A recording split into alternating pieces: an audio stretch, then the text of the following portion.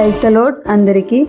ఈరోజు అనగా 29 ఏప్రిల్ 2026న మన కాకినాడ జిల్లాలోని అన్ని మండల pastors fellowship, all India Christian council, క్రైస్తవ జాయింట్ యాక్షన్ కమిటీలు మరియు ఇతర క్రైస్తవ స్వచ్ఛంద సంస్థలు అందరూ కలిసి శాంతి ర్యాలీలో పాల్గొన్నారు.